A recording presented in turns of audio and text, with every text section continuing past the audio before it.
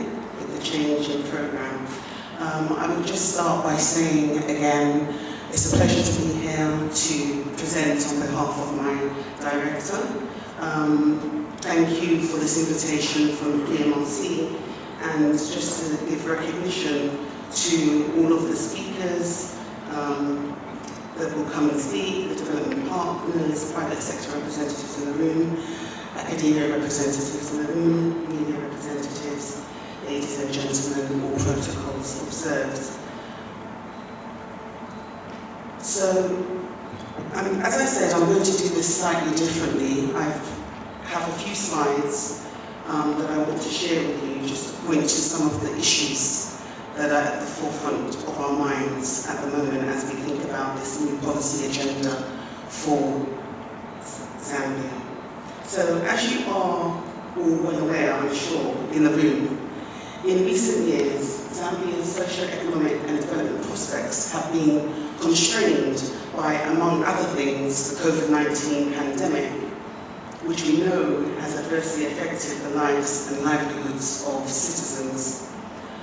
Prior to the pandemic, the economy had been facing a number of challenges, including high fiscal deficits, elevated debt levels and debt service, low international reserves, arrears owed to domestic suppliers of goods and services. There are clearly tight liquidity conditions and subdued growth. In that context, the COVID-19 pandemic further undermined an already fragile economy, which in recent times has been further weakened by the Russia-Ukraine war, due to the disruptions in international supply chains which have affected domestic fuel and food prices. We're all aware that the COVID-19 pandemic started in China, Wuhan City, in December of 2019, and has since continued to wreak havoc on the international social and economic environment globally due to the high mortality and indirectly due to the disruption in economic activities as a result of lockdowns and downsizing and closure of operations by companies as a strategy to minimize the risk from the spread of the virus. In Zambia, COVID-19 cases cumulatively stand at around 330,000 persons as of August 12 of this year, with deaths currently at 4,015. In the sub-region, that is one of the highest rates. The pandemic has had a significant adverse effect on the performance of the domestic economy, further undermining an already fragile economy. Notably, I hope you can see these slides very well, it doesn't look very clear to me, but notably, the Zambian economy, as it stands today, is a high commodity dependence economy, where copper alone accounts for over 75% of export earnings, and with limited diversification of the economy, exposing it to the vagaries of international commodity prices, which fluctuate in tandem with international socio-economic growth patterns. The outbreak of the COVID-19 pandemic exacerbated a contraction of the domestic economy, further leading to a further contraction of growth in 2020 of minus 2.8%, as we should see. But this first negative trend, this is the first negative trend since 1998, but obviously that negative growth had already started, or the downward trend had already started before the COVID-19 pandemic kicked in. In this slide, speaking to commodity dependence in Zambia, we've expanded the slide just to look at the nuance between the levels. So the blue is 2008 to 2009, I hope you can see that. The next slide is 2018 to 2019. But the differential difference there is 86.1 to 86.6. It doesn't sound like a lot, but if you're trying to move away from commodity dependence and the rate of trajectory is in the wrong direction, then clearly it's a significant challenge, because in that 10-year period, we're looking for economic diversification away from commodity dependence, not an increase in the differential. So we've expanded the graph, but it's showing the hitch up from 86.1 to 86.6. When we look at the graph underneath, just looking at some of the similar differentials in the breakdowns, when you unpack what that commodity, the commodities exports as a share of merchandise, agriculture, fuel, and metals, commodities, primarily copper. I don't know if you can see from the graph, but the differential looks almost the same, but it really isn't. When you look closely, between that period, 2017 to 2023, the differential of 75% is what's noted for the commodity of copper. But that's an average over that period, of that 5-year period.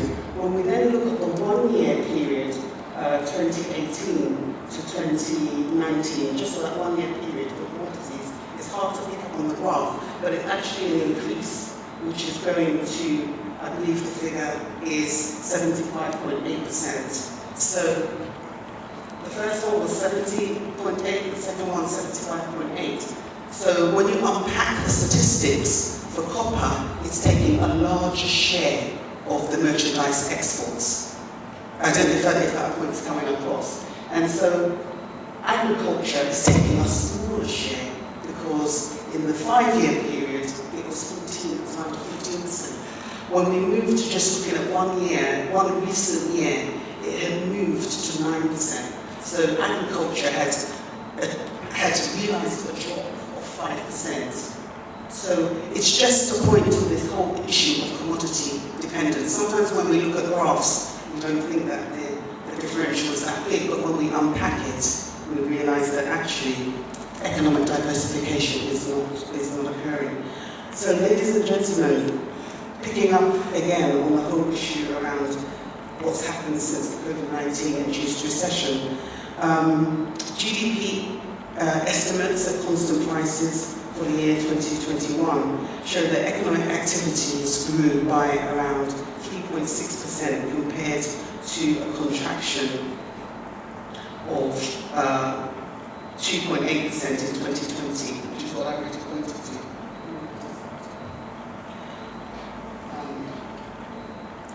However, currently the global growth prospects remain weak, being undermined by the lingering effects of the COVID-19 pandemic and the resurgence of COVID-19 tolerance policy in China impacting on supply chains. And of course, we've already spoken to the Russia-Ukraine crisis and its impact on supply chains, especially on fertilizer and grain supplies.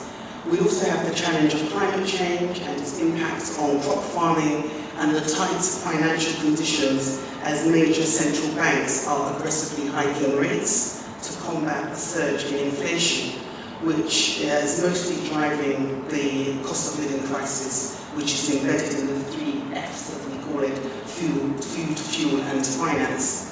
Consequently, Zambia's real economic growth currently remains well below the levels aspired to in 2030.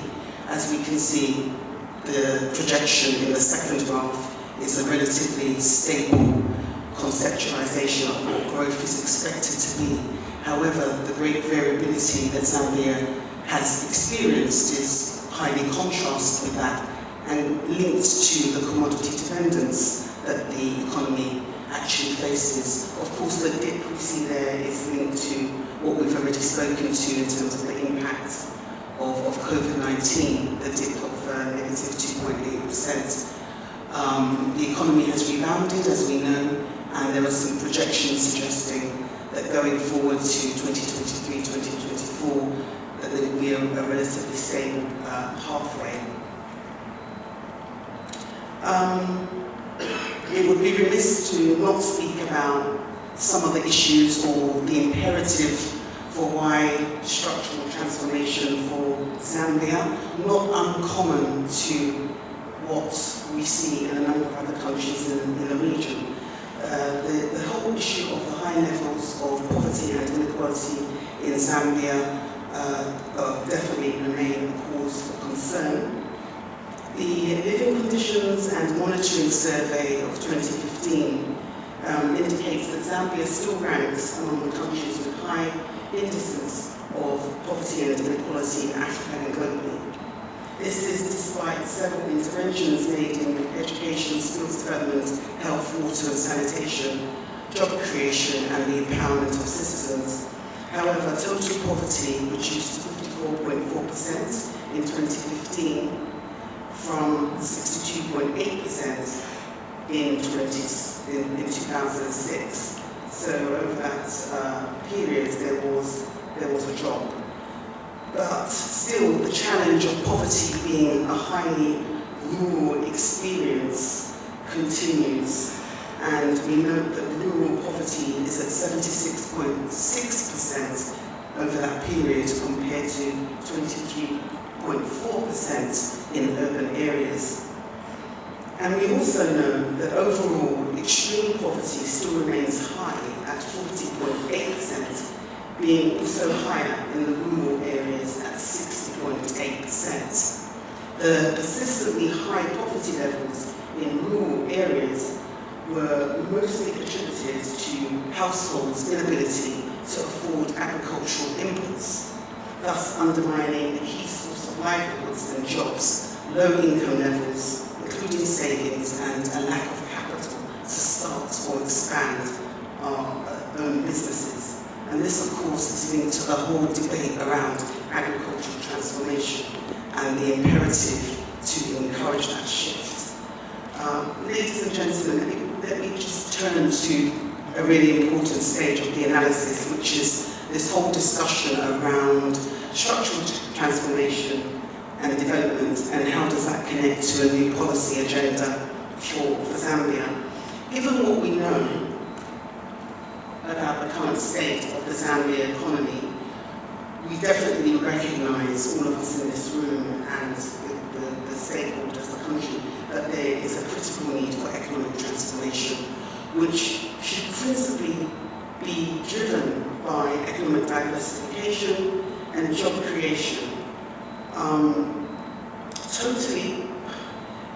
This is the crux of what we're attempting to achieve, to give citizens better livelihoods, better opportunities for sustainable jobs, but also the opportunity to create businesses that can power the economy. Currently, total unemployment stands at 33.3%, but whether that is also including underemployment is a critical issue that still needs to be grasped. We know that of that mix, 11.9% are male unemployment and higher 16.4% female unemployment. This slide here is pointing to this whole issue of the need for economic diversification. This is just graphs that are really over a couple of years, but broken down into segments for three key sectors of the Zambia economy. The fourth would be tourism, but for these key three, mining, manufacturing and agriculture, we can see the variability quarter to quarter, year to year, in terms of GDP contribution from these three sectors. And noting that variability really does point to the need for economic diversification, because from year to year, from quarter to quarter, there is such variability within these sectors that if you rely on just one, there are always going to be challenges in terms of government securing its fiscal space for investment in skills development and all of the infrastructure requirements to power structural transformation without being pushed into debt positions which are increasingly unsustainable. Just looking at some of the details of what we're discussing here. The manufacturing sector remains constrained, and we can see declines from July 2020 of 3096 million to January 2021 to 2710 in the graphs. It again rose in 2021 of June to July to 3537, but again it's talking about the variability. But we also know that manufacturing can be a driver or critical driver for industrialization, so more attention is required there. There was then a drastic decline over the next months, dropping to 2893.7 in January of this year. Obviously, this is all still within the context of a post-COVID-19 climate, but even if we were to look at years prior for this sector, you would still see a great deal of variability quarter to quarter, year to year for the manufacturing sector. The mining sector, of course, we've already spoken about it remaining central to the Zambian economy as an engine of growth through the creation of jobs and revenue generation through royalties and direct taxation. However, like other economic sectors, mining suffered from a decline in prices due to constrained global growth, especially in China, as a major importer of consumer-based metals, including copper. After peaking in May 2012, copper prices trended downwards in January 2022 to just over $9,000 per ton, to just under $8,000 per ton at 7812 in July of this year. This again points to the whole issue of over-reliance in a commodity-dependent economy. Now, this has constrained global demand, continues to undermine international prices. But Zambia can benefit from international metal markets with higher copper prices by focusing on increasing productivity within the sector and ensuring that the fiscal system allows for optimal extraction of rents. Importantly, though, supporting the development of the local fabrication sector and including construction domestically and regionally will grow linkages and ensure higher returns are obtained from value-added products in the metal sector.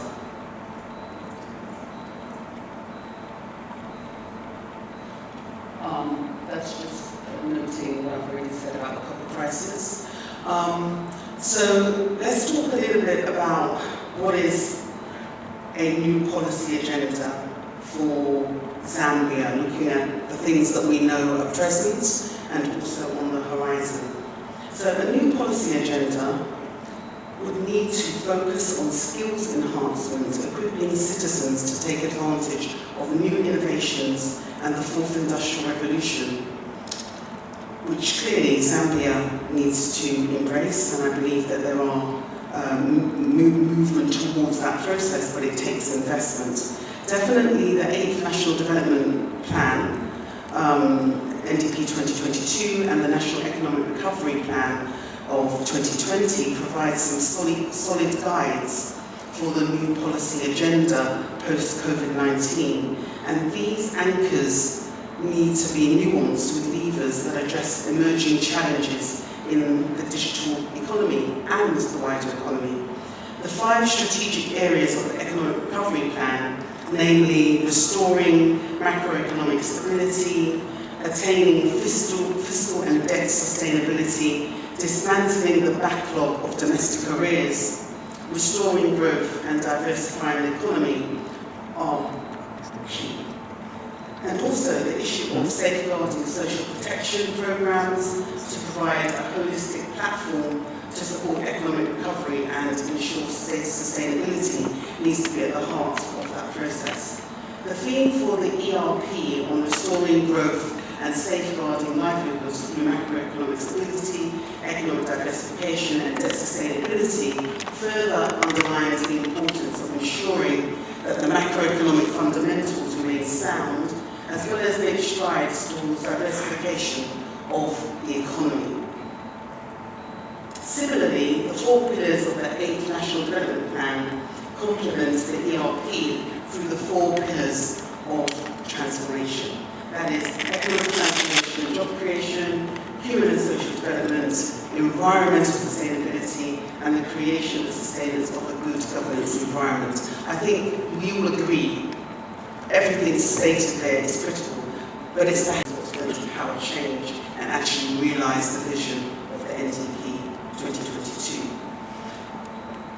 Critically, the fourth set is a wake-up call, particularly as we emerge from this global public health challenge of COVID-19. It's more important now, more than ever, for stakeholders to work together, evaluate and improve health systems and ensure policy readiness.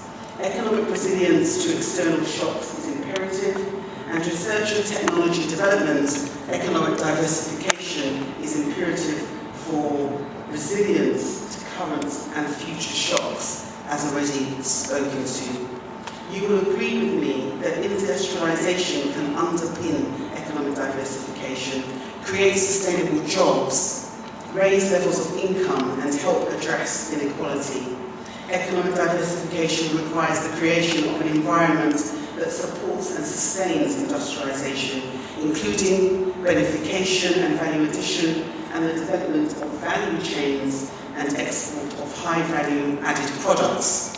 Industrialization facilitates competitive entry into the African Continental Free Trade Area, the AfCFTA, which is a larger market with reduced barriers and thus boosts Zambia's reach and diversity of exports. Exports are critical to growth in Zambia without a doubt, but it has to be driven by economic diversification. For instance, the contribution of exports to GDP in Zambia has steadily increased to 54.1% in 2021 from 37.9% in 2018.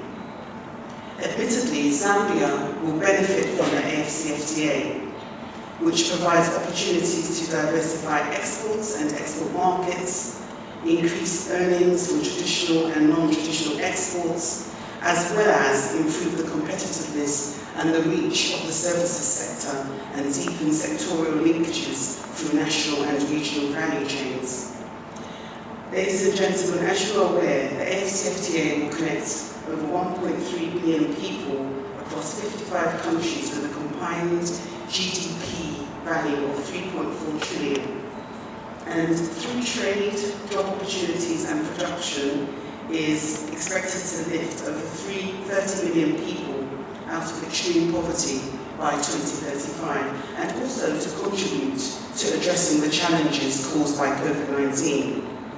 The increase in intra-Africa trade heralded in by the AfCFTA is anticipated to reach 110%, and the increase in exports to the rest of the world are expected to increase by 46%, which should mean more opportunities for citizens and entrepreneurs, including MSMEs. That Zambia has developed its national AfCFTA strategy as a state party to the AfCFTA agreement since February 29, 2019, and having launched its national AfCFTA strategy last year, the country does stand to benefit from the opportunities ushered in by accessing this larger African market and preferential trade beyond the AfCFTA as well, because being part of the AfCFTA is going to support the whole process of driving competitiveness of Zambia's exports, which should further support its competitive offer in markets further afield in Europe, the Americas and Asia. Definitely trade can anchor the recovery for the country, and hence stakeholders need to build capacity to be ready to enter this larger market. This is crucial, and I will emphasize why in a bit more detail. We know a key driver to the transformation and growth is a well-capacitated private sector through active investments into the drivers of industrialization, principally manufacturing, and potentially mapping into the existing robust metals and minerals sector, although the development of the value chains of those sectors do require more attention. As the AfCFTA kicks off, focus should be capacitated with the many MSMEs which occupy key nodes along the various value chains and provide job opportunities to youth and women. Technical capacity enhancement, improvement in product and process competitiveness will be key to exploiting mushrooming business opportunities. As you are aware, the private sector is central to the development of an industrial capital base which can competitively participate in value chains and retain value domestically. Furthermore, the private sector should be part of the process of a strategy which encourages collaboration between the public and private sector through PPPs and other stakeholders in supporting development initiatives. A well-capacitated local private sector performs a platform for collaboration, skills, and transfer of green technology by foreign direct investors. Allow me to just point to two activities that the ECA is working with the government of Zambia and stakeholders on to power the potential of economic transformation and industrialization, both of which are anchored on exploiting natural resource endowments. The first one, just quickly, I'll go to the next slide, is the battery precursor initiative between Zambia and DRC that will add value addition and transformation for both countries. Africa's biggest producer of copper, to play a key role in the copper supply chain into precursor battery production between the two countries. This is critical as we know the world is moving away from the use of fuel-powered transportation as we move towards a decarbonised world and renewable energy. The two countries, DRC and Zambia, hold significant reserves of cobalt, lithium, magnesium, graphite, nickel. These are critical elements, particularly cobalt, lithium, and copper, in the creation of electric batteries. The signing of the cooperation agreement between the two countries is an important step that's been taken to facilitate the evolution of a cross-border SEZ for the creation of these precursor batteries. And I think it's just interesting to note that the world's consumption of combined vehicles that use electric batteries, electric-powered motors, by 2050 is expected to be 20 billion. And we can see that a lot of that production is being, and sales is being powered by China due to the policies that it has in place. Tesla produces its most competitive factory in China at 500,000 per year, but their sales are around 3 million, the highest of any of the regions, followed by Europe. But we expect that that will increase, and actually this project on the precursor battery production between DRC and Zambia is to create a manufacturing plant in the SEZ, which will support and take some share of that increase in market to 10 billion in 2050. The other project that I would just closely draw your attention to as I prepare to close is on the common agro-industrial park between Zambia and Zimbabwe, which focuses on agro-industrial production across 8 value chains which are being identified for production within a park. We're at the process now between the two countries where there's deliberation on the location of the site for a potential common agro-industrial park, and importantly, a feasibility study, a full feasibility study to confirm the business case for that common agro-industrial park. This kicked off in a concerted way in March 2021. So, as I conclude, allow me to just draw your attention again to your own policy documents, the NERP 2020 and the NDP 2022, as a lever to energize the evolution of a resilient economy post-COVID-19. And there are just a few points that I want to point to Critically, Zambia needs a focus in 5 areas. An increase in investment and output, providing skilled and better remunerated employment, and an improvement on product diversity and competitiveness. Secondly, to create an environment for national and regional value chains, development requires a focus on restoring growth, economic diversification, which I've spoken about in a lot of detail, and economic resilience to external shocks. Effectively, a harmonized cross-border environment would facilitate collaboration and support trade across borders, and this is a critical imperative. Thirdly, to promote economic diversification, powered by local and foreign and direct investment, attracted by a competitive enabling environment for commerce and trade, is critical to unlock value in value-added products. Fourthly, to capacitate MSMEs to occupy niche positions along the value chains and thus facilitate linkages and anchor export growth. Fifthly, to accelerate implementation of the national AFCFTA strategy to facilitate access to a larger market with lower barriers. In our opinion, if achieved, these efforts will bode well for the structural transformation of the Zambian economy and support achievement of the SDGs, particularly with the focus on the alleviation of poverty and offering new entrants to the labour market an opportunity to secure sustainable, good jobs in a growing economy. This really would support the development of a flourishing, resilient Zambia post-COVID-19. As partners to the development process, the Economic Commission for Africa continues to not only wish the government of Namibia and its people well, but makes every opportunity and effort to bring to bear technical expertise and leverage our network of key agencies to this cause. So I would just like to close on time with 2 minutes to spare and say thank you for your kind attention.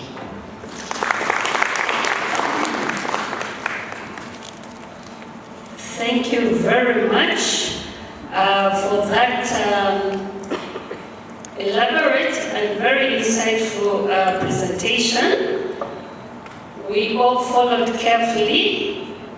The submission was on building a resilient economy in terms of our transformation quest, given the context of the COVID-19 pandemic. So Mr. Gregory Kawen, who is representing the Secretary to the Treasury, the Acting Secretary to the Treasury, Dr. Jeremy Chawesha, who is the PMRC ZIPA board member, cooperating partners and members of the diplomatic corps, senior government officials present, distinguished invited speakers and panelists, distinguished ladies and gentlemen, the media, good morning. May I begin by welcoming you all to this very important event. It is our privilege and honor as the Policy Monitoring and Research Center to host a dignified team of experts to speak at this policy dialogue on Zambia's economic transformation, held under the theme, Zambia's road to economic transformation through growth and stability. The policy dialogue is being jointly hosted by Policy Monitoring and Research Center and the Zambia Institute for Policy Analysis and Research, ZIPA.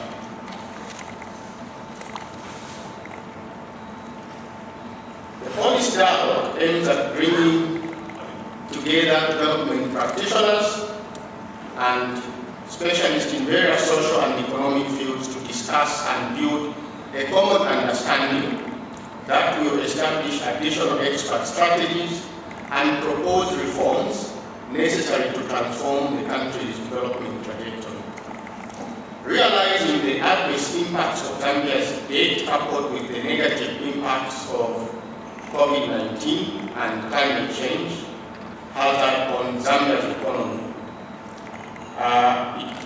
and as well as the issue that arose in terms of reclassification from lower middle income to low income status, economic transformation remains critical for growth of the economy and actualizing our goal of being a prosperous middle-income economy by 2030. Since forming government, the new Dawn government has been steadfast in implementing policies that have seen the stabilization of macroeconomic fundamentals such as appreciation of the kwacha against major currencies, strides in efforts towards debt restructuring coupled with strategies towards dismantling domestic arrears and bringing down inflation to a single digit from 24.4% in August 2021 to 9.9% as of July 2022. Distinguished ladies and gentlemen, empirical research has proven that policy dialogues such as this one are most effective forms of information dissemination as they stimulate debate and provide timely feedback. As a way of promoting public understanding through research and education, PMRC holds various policy engagement as an effective platform that facilitates debate on social and economic issues relevant to the country's development agenda.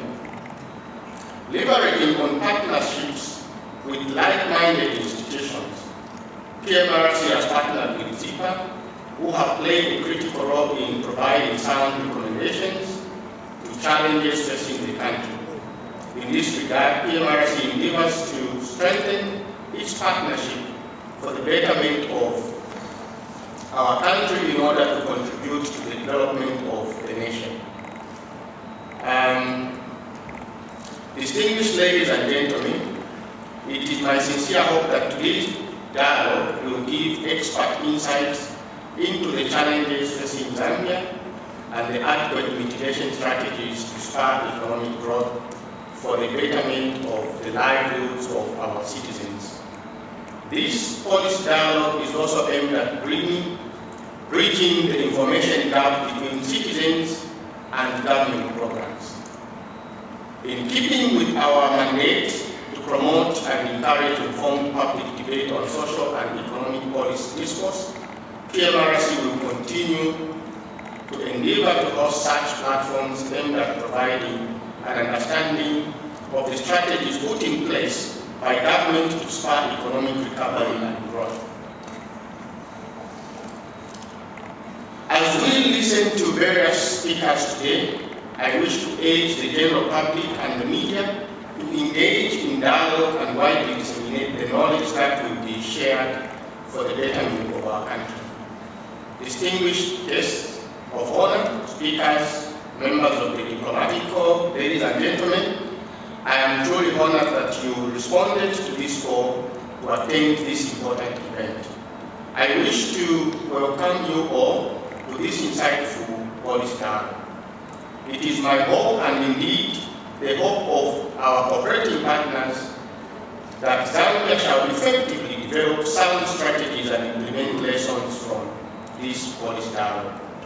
It is expected that at the end of this policy dialogue, we shall all have an enhanced understanding of Zambia's economic transformation and growth agenda and best practices on economic transformation, as this engagement will aid in the development of policy recommendations for the actualization of Zambia's economic transformation and its growth agenda. I welcome you and I thank you. Enjoy your day.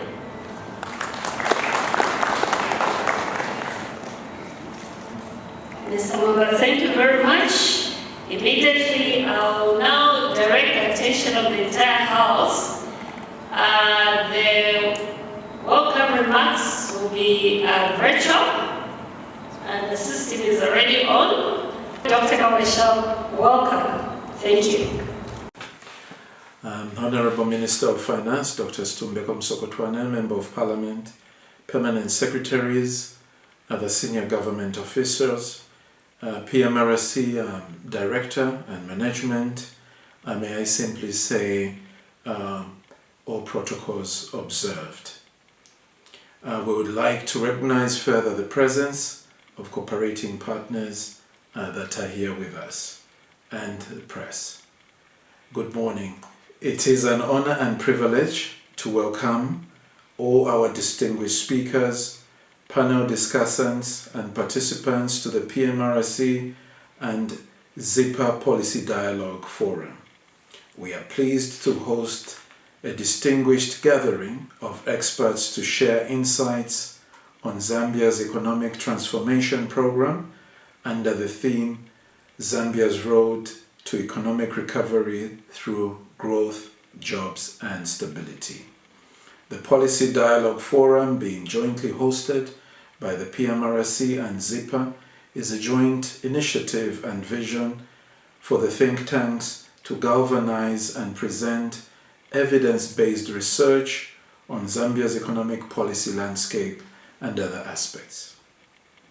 May I take this opportunity to wholesomely thank our co-sponsors of this event, Zanaco and the ZICB. We thank the two financial institutions for the support that you've extended to this event.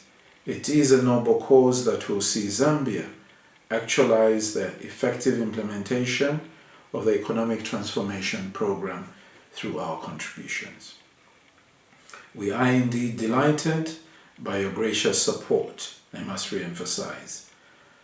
I would like to urge other stakeholders to emulate the spirit exhibited by our sponsors today in a bid to enhance public policy, discourse and understanding through other events that either PMRC or ZIPA plan to hold in future. Honorable Minister, distinguished ladies and gentlemen, the Economic Policy Dialogue aims to bring together eminent minds, as earlier indicated, in various fields, economic fields, so to say, to discuss and build a common understanding that will establish additional expert strategies and solutions for a successful implementation of the economic transformation program in the face of many opportunities, challenges, and advice, guidance that our country may receive. This not only stops at highlighting, amongst many other things, the negative impacts that we have all witnessed out of the COVID-19 pandemic, as well as the negative climate change effects that have been observed all over the world now. As well as not forgetting the debt burden, which we are glad to note on the initiatives that the government has taken with regard to the debt restructuring. Sirs, ladies and gentlemen, government through the Ministry of Finance and National Planning has embarked on an economic transformation program to provide for strategies and interventions to set the economy on a path of recovery. And we can all witness that today and the positive sentiments that are coming around our country.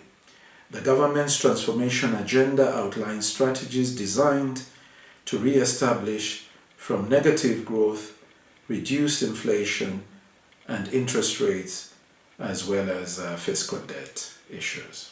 The new policy agenda, anchored on the strategic development areas of the 8th National Development Plan, is expected to transform our economy and put it back on track, and this is a positive indicator. These measures are expected to influence and support domestic resource mobilization, which will in turn improve our debt sustainability. Honorable Minister, distinguished ladies and gentlemen, this Policy Dialogue Forum is a response to the call for increased participation by citizens, associations, and other organizations like ours, the two, PMRC and ZIPA, in matters that affect all of us. The proposed topics of today's engagement are tabled before an able gathering of minds that are well versed in economic issues and willing to learn, and in it is my belief that you will give expert insight into the economic transformation program. This event further provides a platform for constructive engagement. In keeping with our mandate to promote and encourage informed public debate on social and economic policy discourse, ZIPA and the PMRC will continue to endeavor to host such forums aimed at providing an understanding of the strategies put in place to spur economic growth and recovery. As I begin to wind up, I would like to indicate that as we listen to the various speakers today, I wish to urge the general public and the media to engage in the dialogue as well and widely disseminate the knowledge that will be shared for the betterment of our country. Honorable Minister, guests, I wish to welcome you all to this insightful policy dialogue. It is my hope, and indeed the hope of the PMRC and ZIPA, that this dialogue will set in motion many other efforts and participation in Zambia's development strategies. It is expected that by the end of this policy forum dialogue, we shall all have an enhanced understanding of Zambia's economic transformation agenda, as this engagement will aid the development of policy recommendations for the successful implementation of aspects of the 8th National Development Plan, as earlier alluded to. I welcome you all and wish you all fruitful discussions. Stay safe and God bless Zambia. Thank you. Good morning, everyone. Good morning. My name is Gregory Kawe. I'm substantively Director in charge of investments and debt management in the Ministry of Finance and National Planning. I will do the speech on behalf of the Acting Secretary to the Treasury, and that is Mr. Dennis Chisenda. The Permanent Secretary is present, Mr. Sidney Mwamba, PMRC Acting Executive Director, Dr. Eric Mbuku, ZIPA Executive Director, cooperative partners and members of the Diplomatic Corps, senior management officials, senior government officials, distinguished speakers and panelists, the media, houses present, distinguished ladies and gentlemen. Allow me to express my sincere gratitude to give this keynote address at this important economic policy dialogue being jointly hosted by PMRC and ZIPA under the theme Zambia's Road to Economic Recovery through Growth, Jobs and Stability. Ladies and gentlemen, this important economic dialogue could not have come at a better time than now. The country is still in its early stages of its economic recovery and transformation following the adverse social and economic effects of the COVID-19 pandemic. Just when the global economy was on the path of recovery from the impact of the pandemic, most economies, including our economy, have suffered the adverse impact of increased energy prices and other commodities arising from the Russia-Ukraine war. Ladies and gentlemen, in the face of the global economic challenges, institutions such as PMRC and ZIPA become cardinal in providing evidence-based research to inform government policy in our efforts to make our economy more resilient to the external shocks. At the same time, sustainably grow the economy and create inclusive jobs for improved livelihoods. As you are aware, our focus, especially in the 2022 budget, has been that of stabilizing the macroeconomic fundamentals, transforming the economy and bringing the resources closer to the people. To do this, we need institutions like yourselves to provide checks and balances through evidence-based research to continuously inform government's decisions. As the country is closing in on an IMF program, think tanks and the research community at large are urged to help the government implement international good practices that will attract foreign investment, create jobs, and subsequently foster sustainable growth. This will also help Zambia resolve its debt issues that have reached unsustainable levels. Ladies and gentlemen, the 8th National Development Plan, that is 2022 to 2026, will clearly outline the development path government is embarking on to transform the country in the medium term to enhance economic diversification and industrialization to make us more resilient in the face of global economic challenges. A number of economic challenges, a number of which have already commenced in the agricultural sectors, mining sector, and energy sectors, which are key sectors for growth, jobs, and stability.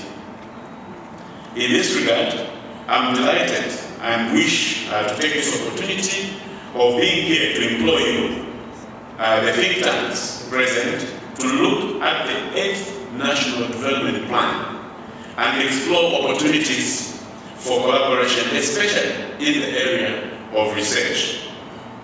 Ladies and gentlemen, as I conclude, allow me to thank the organizers for bringing together distinguished experts to this important economic dialogue, which is aimed at providing insight into key reforms to inform the development agenda of our country. As government, we will continue supporting such forums to promote inclusivity in policy decision and decision making that goes with policy development. Ladies and gentlemen, it is now a singular honor and privilege to declare this economic policy dialogue officially opened. Thank you. Well, it's already been assented to, but we're just waiting for publication so that it can then be implemented. This law has brought in stronger oversight mechanisms. It has brought in issues of parliament approval before the loans acquired. The other issue that I can quickly point out is that of transparency. It brings in the aspect of timely reporting and such reports such as the debt sustainability analysis, the medium-term debt strategies, the debt statistical bulletins, the annual borrowing plan being brought to Parliament before implementation, and also issues of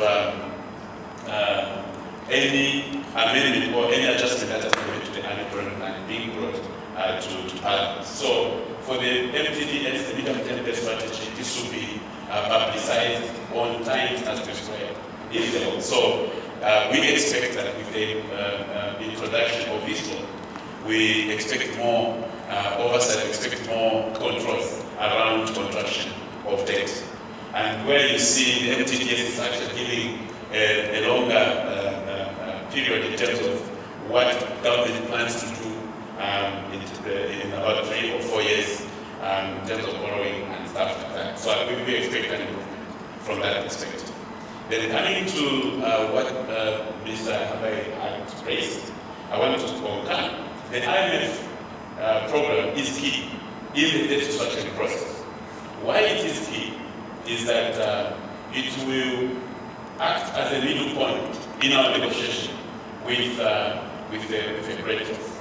The first meeting that we had with the official creditors committee, the IMF was central. They had to deliver a debt sustainability analysis, which they did, and also the macroeconomic frame, which they did over the period of the program, to the OCs, the official creditors committee, in order for them to make an informed decision. The same is going to happen to the private creditors.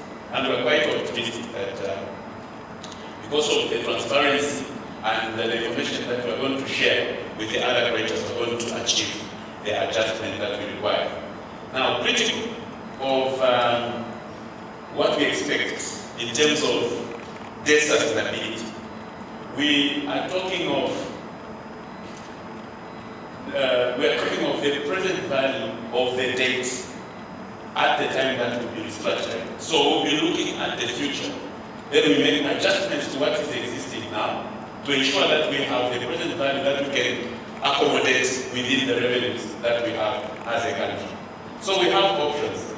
One option is to go for a request for a haircut from our creditors.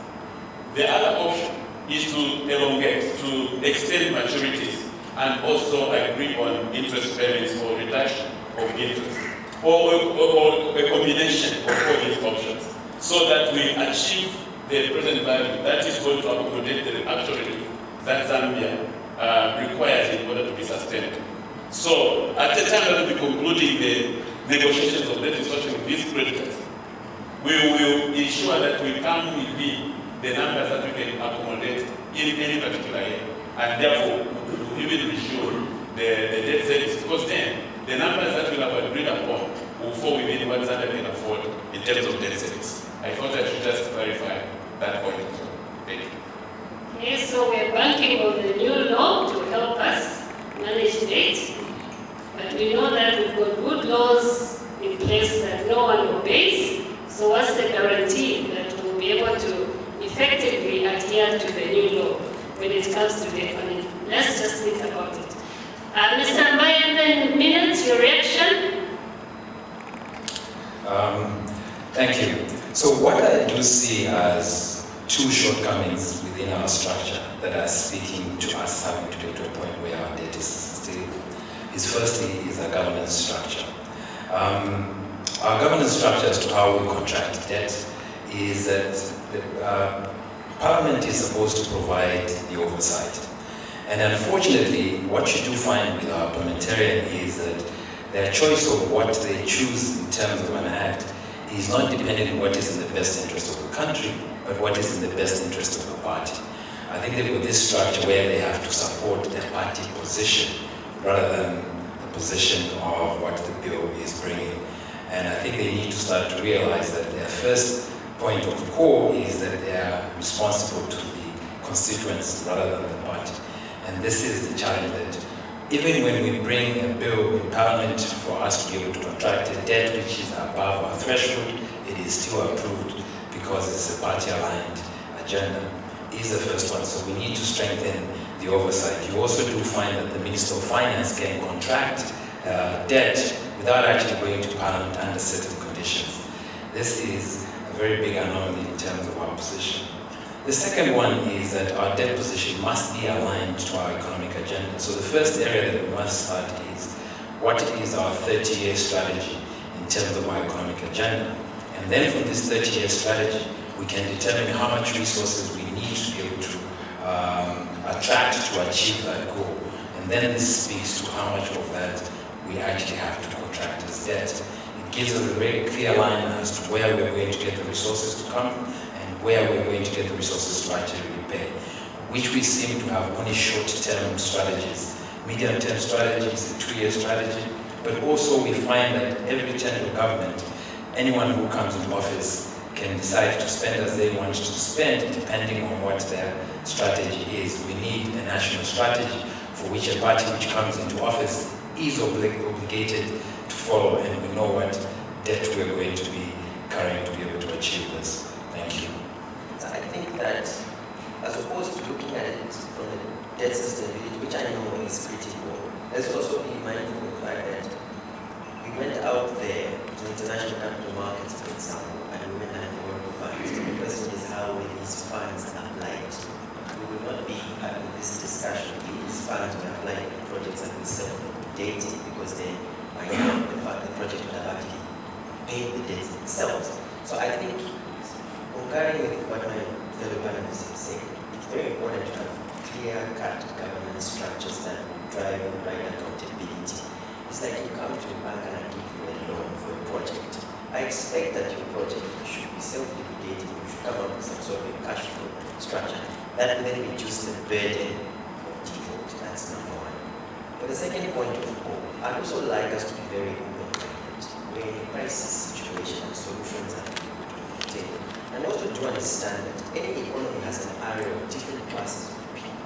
But then, on one end, we may be crying around employment, but then we should also be cognizant that there are certain things that have to be done to get us to a point. This is a journey that we are going to be on. So, in this kind of discussion, I thought I should just mention, I have a different view when it comes to haircuts. For private credit debt, a haircut discussion is actually very difficult.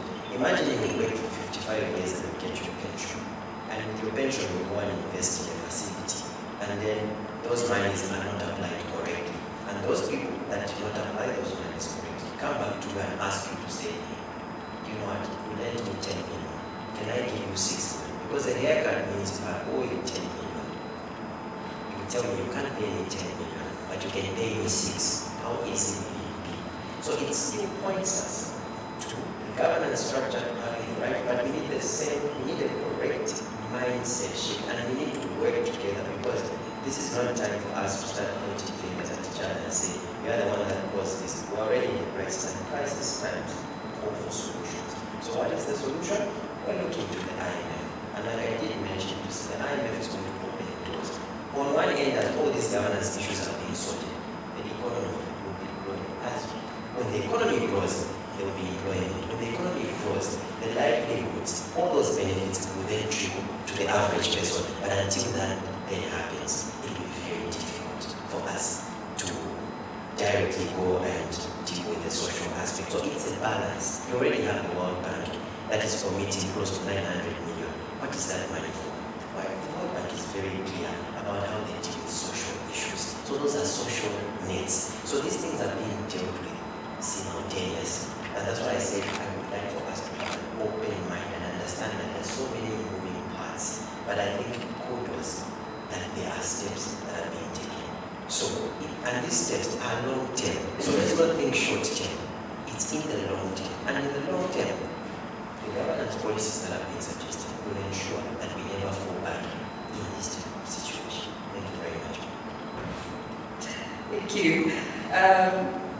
I suppose the simple answer to that question is just simply bad politics and poor judgment. What has led us to this crisis is failure to depoliticize the process of debt restructuring.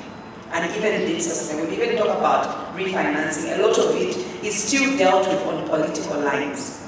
So once we're able to depoliticize this process, and we're able to see that at the end of the day, debt restructuring, sustainability, refinancing, development should have at the core of it the people. At the core of any development plan should be the people, not politicians, not political lines, and I think that is a problem, and that is where we keep getting it wrong. And then the other thing is that governance is misunderstood. We tend to think governance is for politicians or for government, but governance is also for the citizens. And what is missing, I come back to it, is access to information. How can people really have that right to socially be able to hold people accountable? So that comes back. When you are able to give people power to be able to socially, to have that social accountability, to be part of this process of social accountability, then we change the narrative in terms of how public finances are handled. As long as we don't have that mechanism, as long as we don't all consider that development and ultimately any form of strategies that are going to come up, whether we talk about the at the end of the day, we want to see it trickle down. Cost of living, we want it to trickle down to that person who's in the rural area. It's not just a question of being optimistic. We have to be able to see that we can't live on just optimism. Practicality actually has to be seen.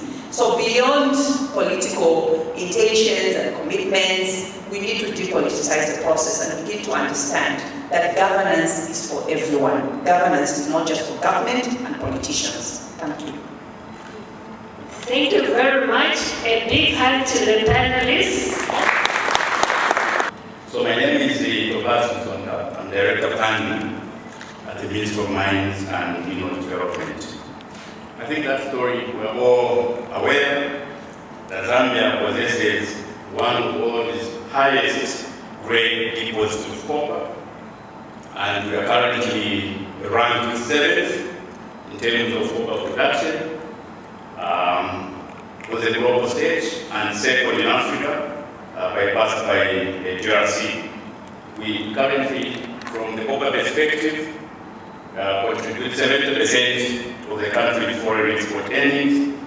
In terms of jobs, formal jobs, we are currently at 2%, and also in terms of GDP, we are at 10%.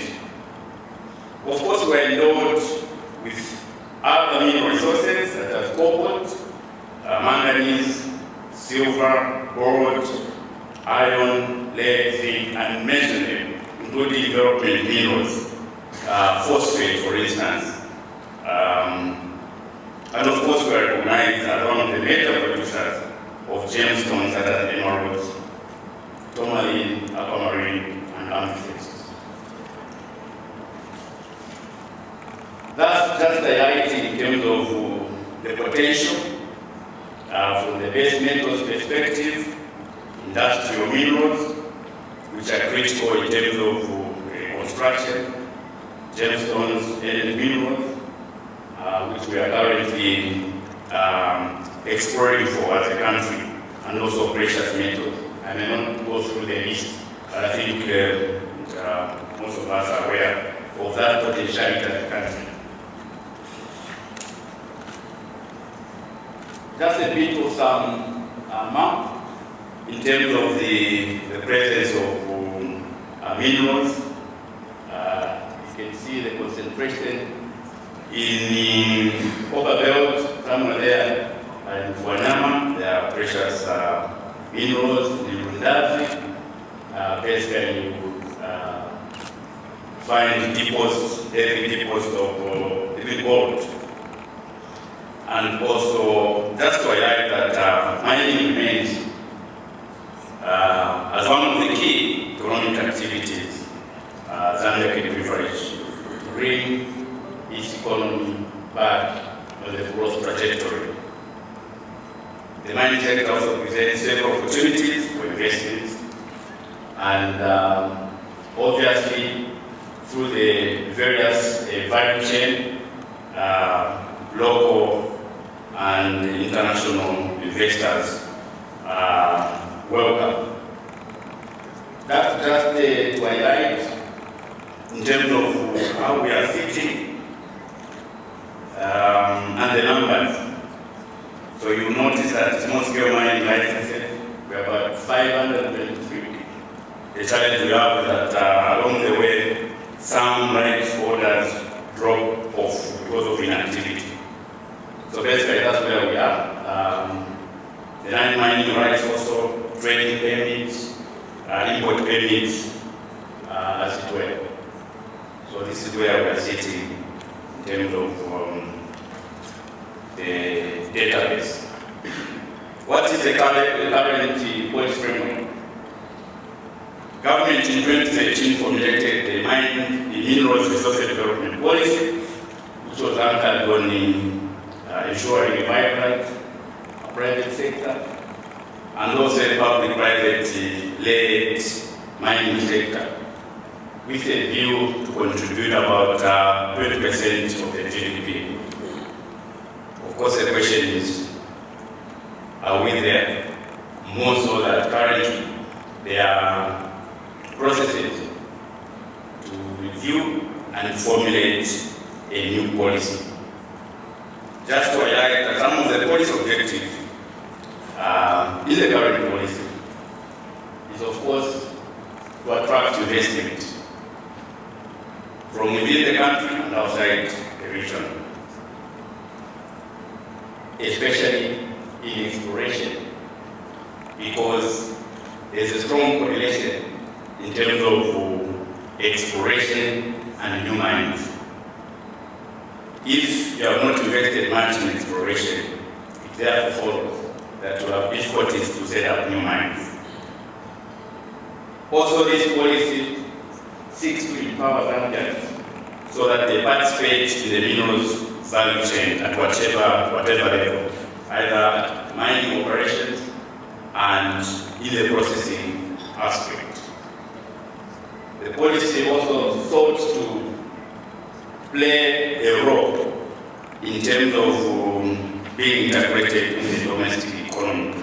And you work with me that there's a strong relationship with what the mines are able to do and the other sectors of the economy. We need to have backward and forward linkages that are very key. And also issues of jobs and value addition. Of course, the policy also speaks to issues of research and development in the mining sector, ensuring that there is transparency and accountability in the use of mineral resources, because these are depleting assets. I'll move on to the review of the legal framework. The current legal framework, which anchors the mining activities, is the Mines and Mineral Development Act number 11 of 2015. This is a principal legislation, and obviously it provides for issuance of mining and processing licenses, including providing a legal framework in which exploration activities are to be undertaken. Of course, it also establishes the Mining and Use Tribunal for those that wish to appeal against the decisions of the ministry.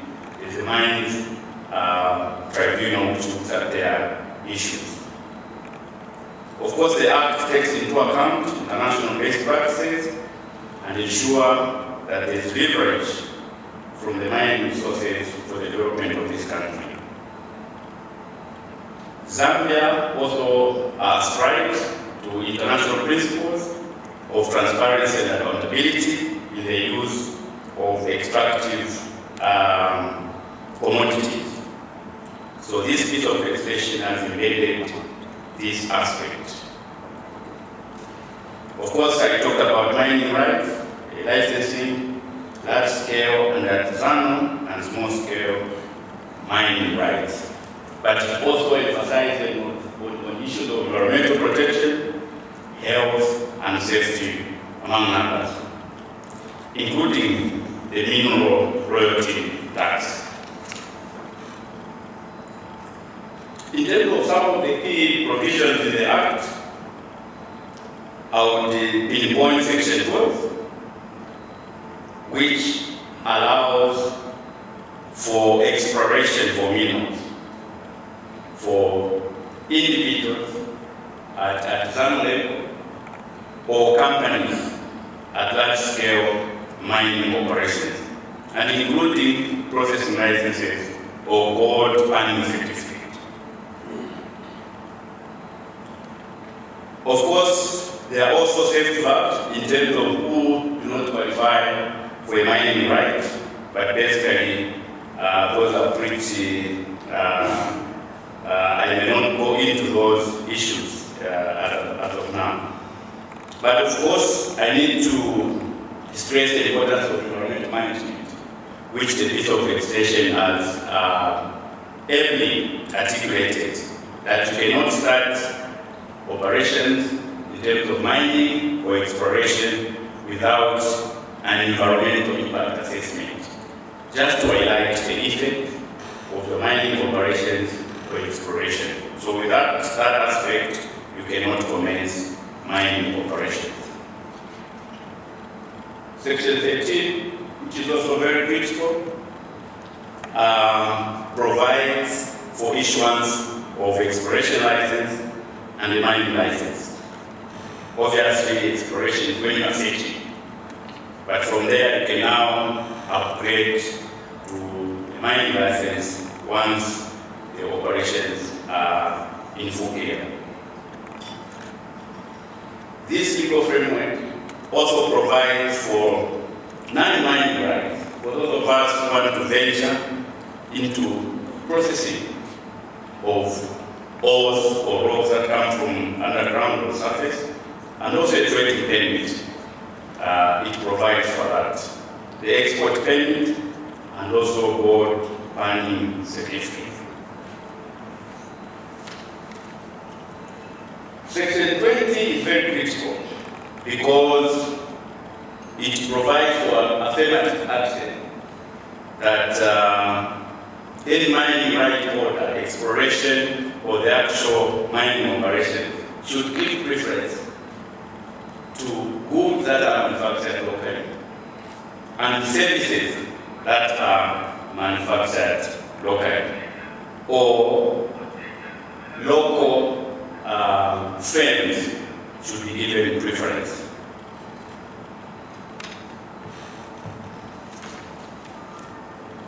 So the prospects in terms of the mining sector, I think there is a global shift of energy transition, which has brought about the electrical vehicles. And we think as a country, we have a potential to provide commodities in copper, which is quite abundant, manganese, cobalt, nickel, and zinc.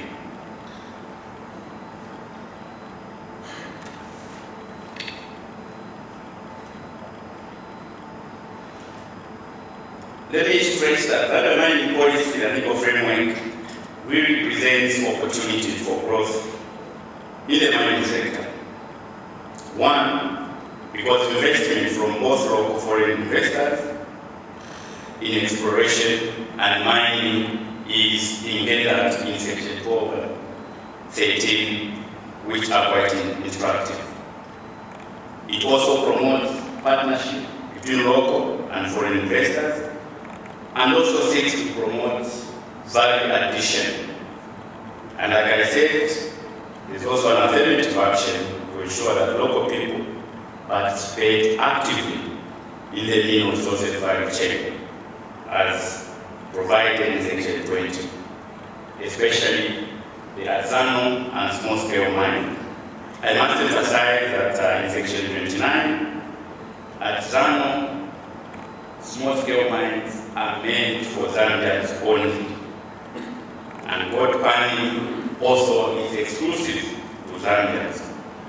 But also to mention that the law provides for mining rights for government so that it may go into PPP's initiatives.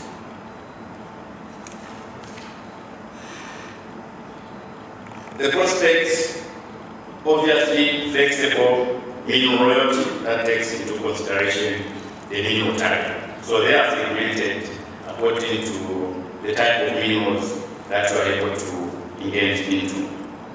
Participation of mining companies in the development of local communities, and we are seeing that, but maybe the extent may not be what we want to see in terms of corporate social responsibility. And I think that's a local issue for another day. Avoidance of waste mining and metallurgical practices. The law has provided for sustainable mining, and therefore the issues to do with safety, health, and environmental protection are critical in the piece of legislation. Mineral resources are explored and developed to promote socio-economic development. It is one of the parameters in the law that whatever you explore or develop should be for the sustainable benefits of the Zambian people. What are the ongoing policy and legal framework, as well as institutional reforms that government, through the Ministry of Mines, is undertaking? Of course, precipitated by global and in-country development, the need for reforms cannot be overemphasized. I talked about the clean energy transition, resulting in the move for electrical vehicles. All of us will be aware that government has signed an MOU with the DRC, and one of the speakers alluded to that fact. Of course, there are national aspirations by the new government, and topical is the economic transformation agenda, with the mining sector being at the center. Targets referring to the attainment of 3 million metric tons of copper per annum in the next 10 years.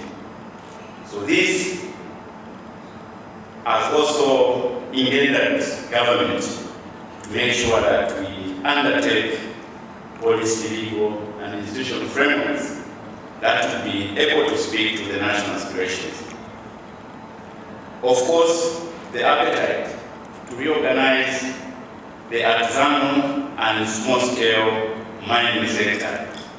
I think it's been a low-hanging fruit for a long time, and it is time that this sector is well organized. Obviously, to ensure a policy environment, especially to do with the tax regime. Stable and predictable policy environment, especially to do with the tax regime. I think over the last couple of years, there has been a shift after shift. So I think the new government wants to be stable in terms of ensuring that the environment is consistent. And also institutional realignment.